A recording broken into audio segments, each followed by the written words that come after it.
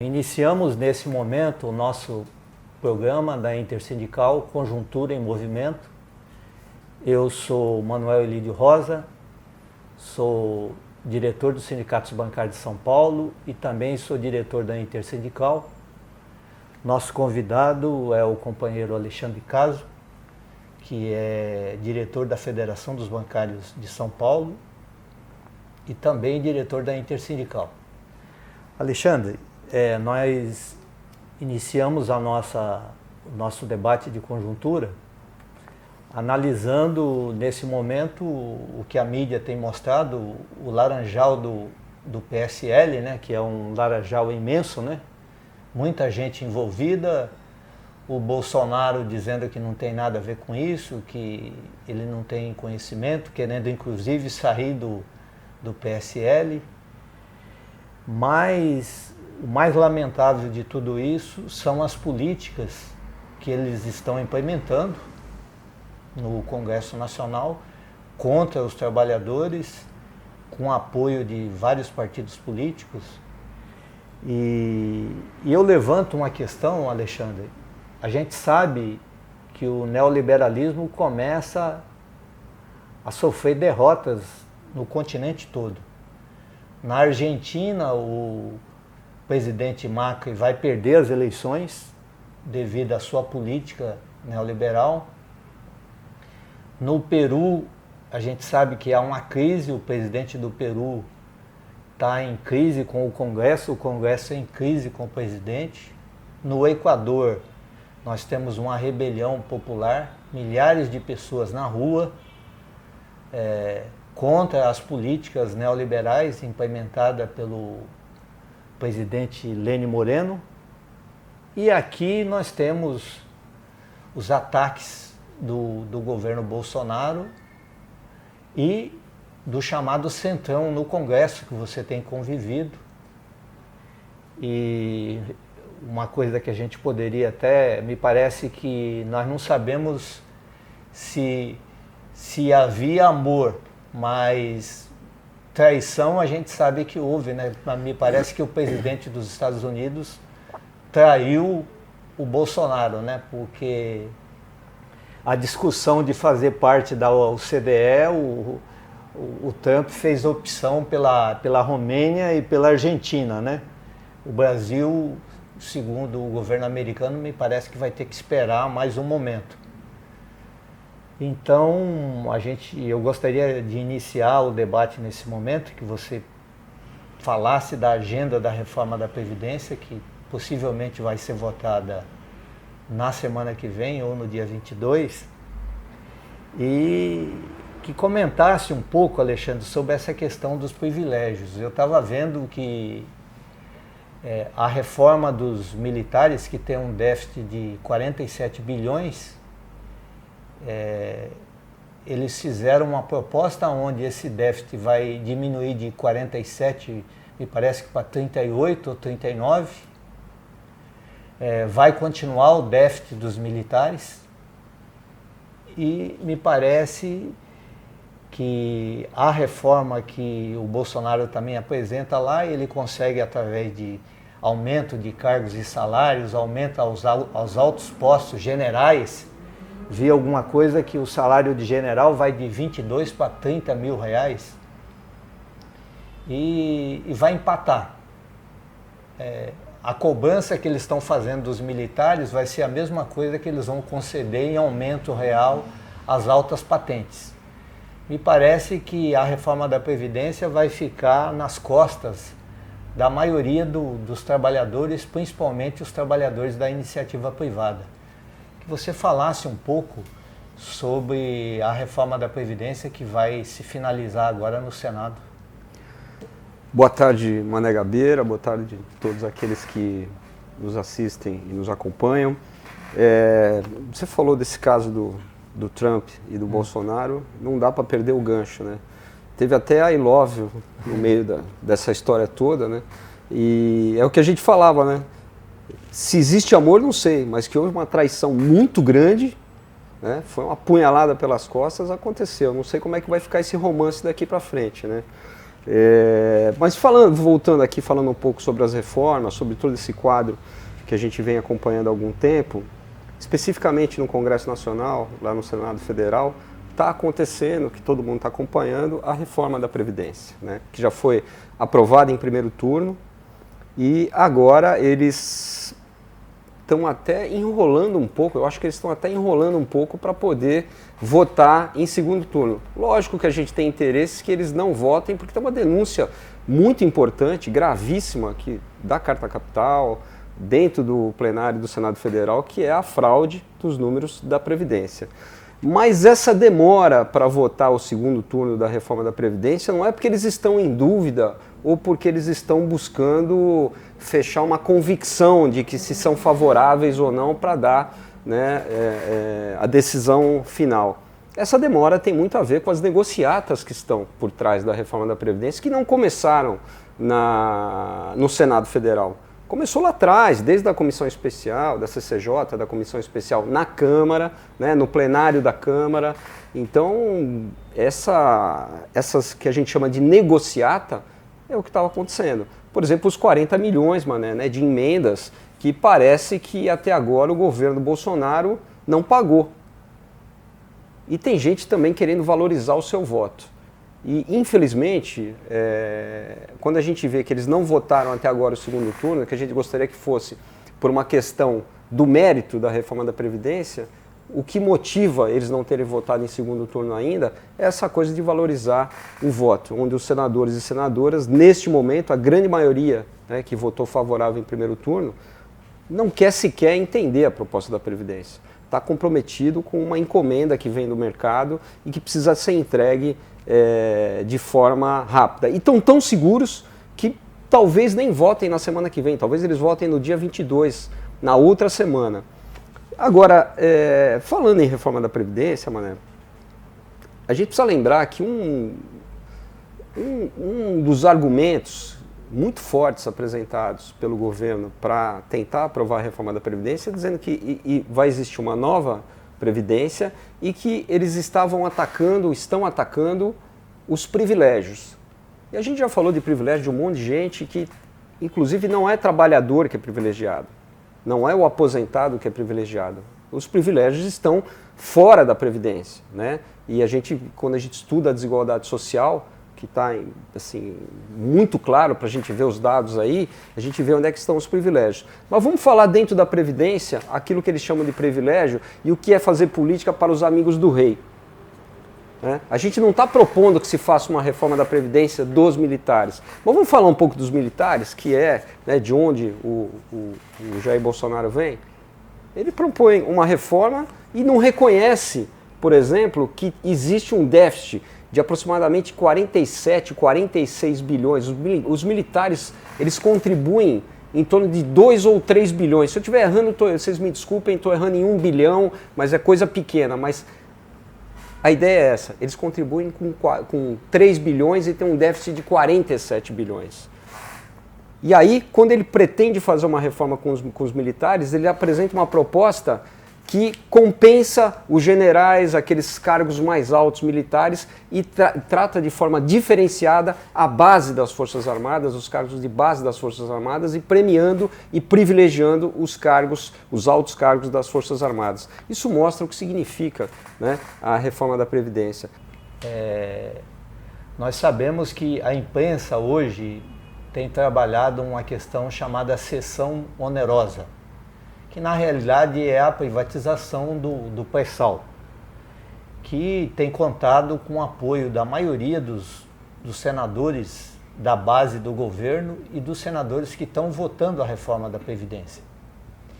E aí, quando a gente analisa esses senadores, a maior bancada do Senado é o PMDB com 11 senadores, o Podemos, que tem 11 senadores, o PSL do presidente Bolsonaro, o PSD, são vários, o chamado Centrão. Todos esses senadores têm cometido um crime duplo. Além de eles estarem votando a vida, o direito dos trabalhadores, eles estão abrindo mão de um recurso estratégico que era o nosso pré-sal. Então, que você comentasse um pouco sobre essa dupla traição do nosso Senado, até porque o ano que vem nós teremos eleições, nós sabemos que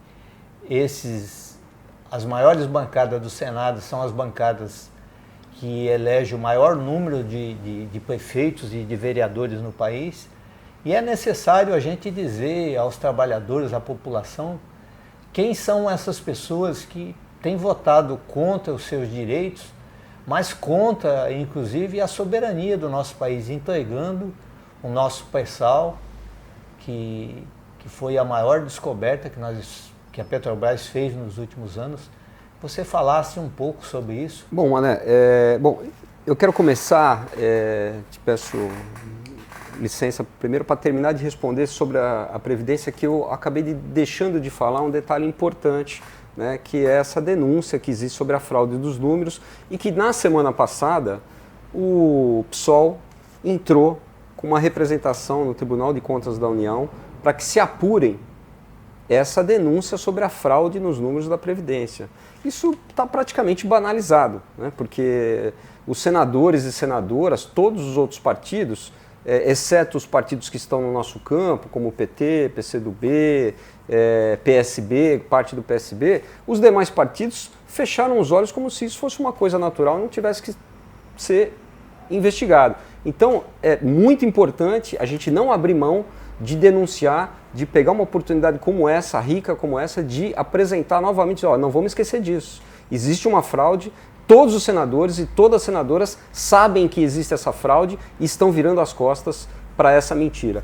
Entrando na sua pergunta, Mané, a gente começa a pensar, né, no papel do parlamento, especificamente neste momento, né, do Senado, porque o Senado vem nos envergonhando com a sua posição majoritária, né, na composição do Senado, nas matérias que vota, atacando, né, e referendando os ataques que vêm do governo Bolsonaro contra a soberania nacional, né, entregando as nossas riquezas. Esse debate da sessão onerosa é uma vergonha para o país. A gente está entregando uma das maiores riquezas que a gente descobriu nos últimos anos em relação ao nosso petróleo.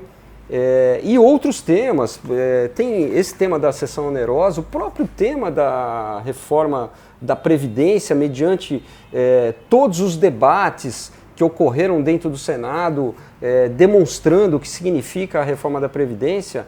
Infelizmente, eles foram lá em primeiro turno e votaram em primeiro turno aprovando a reforma da Previdência.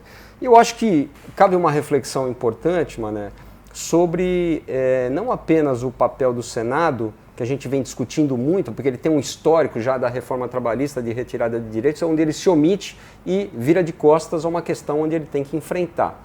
Mas a gente precisa falar dos parlamentares e dos partidos, porque no ano que vem nós vamos ter eleição para prefeito e vereadores. E a gente não pode esperar para agosto, setembro, uma agência de publicidade montar um produto que é como é feito na maioria das vezes, beijando crianças, ajudando um idoso a atravessar a rua, com cenas bonitas, com uma música romântica atrás, vender um produto que não existe, porque é isso que vai acontecer no ano que vem. A melhor maneira da gente ter uma posição em relação a partidos, ou campo de partidos, ou campo de parlamentares, em que a gente deve prestar atenção para colocar no poder aí nas prefeituras, nas câmaras de vereadores no ano que vem, tem que ser mediante as decisões que estão sendo tomadas hoje, Mané. Como, por exemplo, essa entrega do pré-sal, como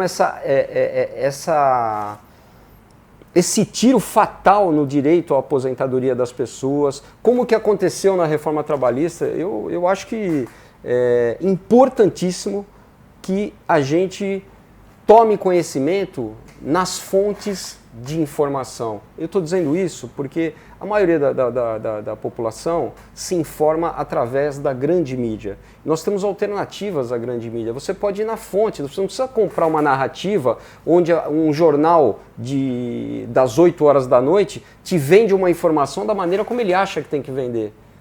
Você pode assistir a TV Senado e você vai ver o seu senador, a sua senadora se posicionando, votando. também pode assistir a TV Câmara e ver o posicionamento do seu deputado, da sua deputada, entrar no site da Câmara, entrar no site do Senado e ver como vota cada parlamentar e como vota principalmente, Mané, cada partido. Alexandre, eu vi no YouTube uma intervenção de um frade franciscano por ocasião da inauguração essa semana da Praça do Romeiro, no Ceará. E esse frade estava presente na inauguração, o senador Tarso Gereissati, que é o senador mais rico do Senado, um homem que tem uma fortuna avaliada em 380 milhões, milionário, é o relator da reforma da Previdência, e esse franciscano cobra a posição de senador Tarso Gereissati. O senhor precisa pensar no povo do Ceará, nos trabalhadores brasileiros, porque a Previdência é a única coisa que os trabalhadores têm de amparo à sua velhice, de amparo à sua doença, de seguro com a sua falta para a sua viúva, para os seus filhos menores. Então a Previdência é algo muito caro, que o senhor precisa refletir nesse momento. E olhando, eu percebi que ele não conseguia nem se levantar da cadeira.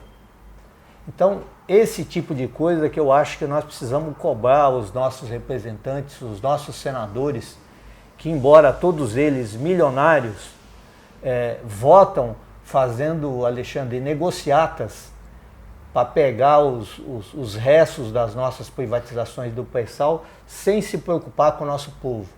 Até porque o ano que vem tem eleições e todos eles virão como candidato a prefeito, candidato a vereador, estarão na periferia dizendo que fizeram o máximo pelos trabalhadores. Então nós temos que fazer a cobrança nesse momento e dizer aos partidos políticos, principalmente aos grandes partidos que estão votando essa reforma, podemos citar os maiores, que é o PSL, partido do presidente Bolsonaro, o PMDB, que tem 11 senadores, o Podemos, o PSD, o PRB, esses chamados partidos que hoje têm que se aliado ao Centrão e ao deputado Rodrigo Maia, para que eles pensem um pouco antes de fazerem esse ataque brutal contra os pobres e contra o povo trabalhador, porque nós precisamos de uma previdência que garanta saúde, garanta toda a nossa dignidade do nosso povo. Nós precisamos de senadores e senadoras, neste momento, comprometidos, né, com o ataque a um dos principais problemas que esse país tem e o mais grave, que é a desigualdade social. Se cada um partir para pensar um país e pensar projetos atacando inicialmente aquilo que tem de mais grave, que é a desigualdade social, a gente vai ter senadores e senadoras que vão contemplar aquilo que a gente espera quando eles implementam, apresentam um projeto ou votam no Senado Federal. Bom, agradecemos ao companheiro Alexandre Caso, desejando você, Alexandre, e os demais companheiros que estarão em Brasília nessa semana e na semana que vem, um bom combate à defesa da nossa Previdência e da dignidade de todos os nossos trabalhadores, porque nós sabemos que é uma situação difícil, mas nós temos que lutar, temos que defender e esperando que a gente consiga sensibilizar os nossos senadores, porque eles estão cometendo um verdadeiro crime se eles aprovarem essa reforma da Previdência como está previsto para a próxima semana. Bom, eu também quero agradecer mais essa oportunidade, porque acho que é tão importante, né, no país do fake news, da mentira, para se aprovarem projetos, a gente ter um programa como esse, que fala a verdade, que combate a desinformação e faz o debate claro, para nós é muito importante. Eu não podia deixar de finalizar, Mané, sem tocar no assunto do Bolsonaro, essa coisa do Trump, a traição, né, do que ele disse que amava o Trump, mas o Trump acabou traindo ele porque não indicou o Brasil à OCDE, né? E dizer que é o seguinte, o Bolsonaro, que gosta tanto de fake news, foi vítima de um fake news do presidente dos Estados Unidos. Na semana que vem nós estaremos trazendo um professor de Relações Internacionais, professor Gilberto Maringoni, para falar sobre América Latina, sobre o que está ocorrendo na Argentina, no Equador, no Peru, falar um pouco sobre o leste asiático, principalmente essa crise hoje com Hong Kong, toda essa política internacional. O Maringoni vai estar fazendo um debate conosco e dizendo que nós vamos encerrar mostrando